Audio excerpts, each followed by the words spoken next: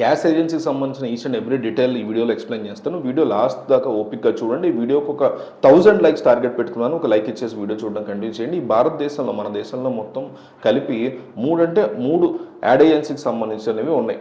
అంటే Bharat, India, HP ఈ 3 కంపెనీలు మాత్రమే ఏ రకమైనటువంటి సిలిండర్స్ అయినా ఇస్తూ ఉంటాయి. ఎక్కడ చూసుకున్నా సరే టౌన్స్లో కానీ ఇంకెక్కడైనా కానీ ఈ కైండ్ ఆఫ్ ఈ 3టికి సంబంధించిన డీలర్స్ మాత్రమే ఉంటుంది. దీంట్లో పెట్రోలియం ప్రొడక్ట్స్, డీజిల్ ప్రొడక్ట్స్ అనేవి ఉంటూ ఉంటాయి. హెచ్పి గ్యాస్, అదేవిధంగా భారత్ గ్యాస్, ఇండియన్ గ్యాస్ కానీ ఇవన్నీ గ్యాస్ డీలర్స్ వేరు, పెట్రోలియం డీజిల్స్ వేరుగా ఉంటారు. గ్యాస్ డీలర్స్ అనేది మనం ఏజెన్సీ ఎట్లా తీసుకోవాలని చూస్తే ఆన్లైన్ ప్రాసెస్ చూద్దాం. ఆన్లైన్ ప్రాసెస్లో మనం చూడడానికి ఫస్ట్ గూగుల్లోకి వెళ్ళండి. గూగుల్లో ఒక వెబ్సైట్ని సెర్చ్ చేయండి.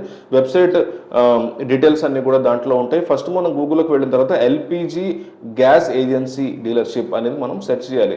చేసిన తర్వాత చాలా ట్యాబ్స్ అనేవి ఓపెన్ అవుతాయి, చాలా వస్తాయి. సెర్చ్ ఇంజిన్లో అనేక కంపెనీలు, హిందుస్థాన్కి సంబంధించి, భారత్ కంపెనీకి సంబంధించి కంపెనీలు ఇండివిజువల్ కూడా ఇస్తూ ఉంటాయి. ఎక్కడైతే మేము గ్యాస్ డీలర్షిప్ ఇస్తున్నాం అనే డీటెయిల్స్ని కూడా వాళ్ళు గూగుల్లో ఇస్తారు.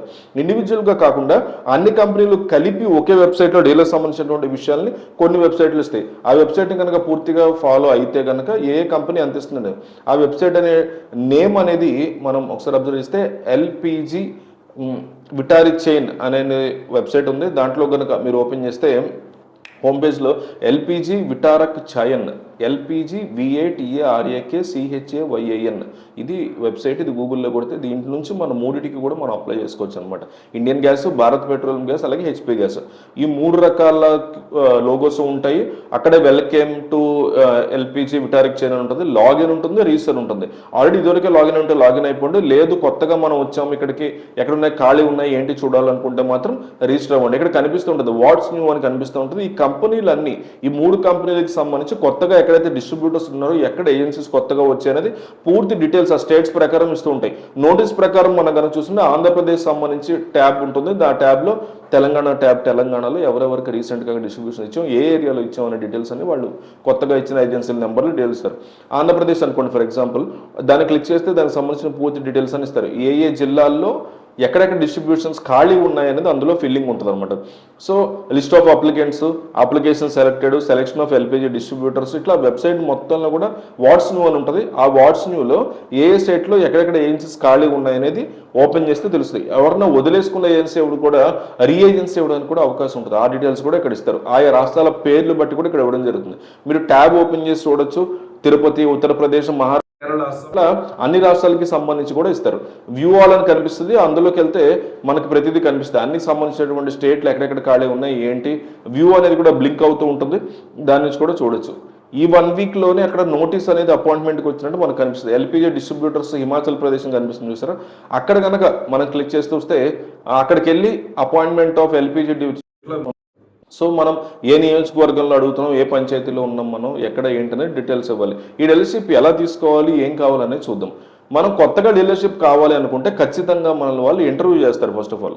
అంటే మన పశ్చిమ గోదావరి జిల్లాను ఎగ్జాంపుల్గా తీసుకుంటే ఏలూరు హెడ్ క్వార్టర్స్గా ఉంటుంది ఈ ప్రాంతానికి.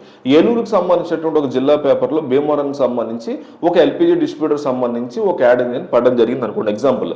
సో అది మనం దానికి అప్లై చేయాలనుకుంటే కనుక ఖచ్చితంగా ముందు వాళ్ళు ఇంటర్వ్యూకి రమ్మని పిలుస్తారు. ఆ ఇంటర్వ్యూకి వెళ్ళే సమయంలో మనం అక్కడ ఏమేమి తీసుకెళ్ళాలి అంటే ఫస్ట్ దీనికి ఏదైనా సరే గవర్నమెంట్ జాబ్స్ ఎట్లా ఉంటాయో, రిజర్వేషన్ ఎట్లా ఉన్నాయో, దీనికి కూడా జనరల్ వారికి 50% రిజర్వేషన్ ఉంటుంది.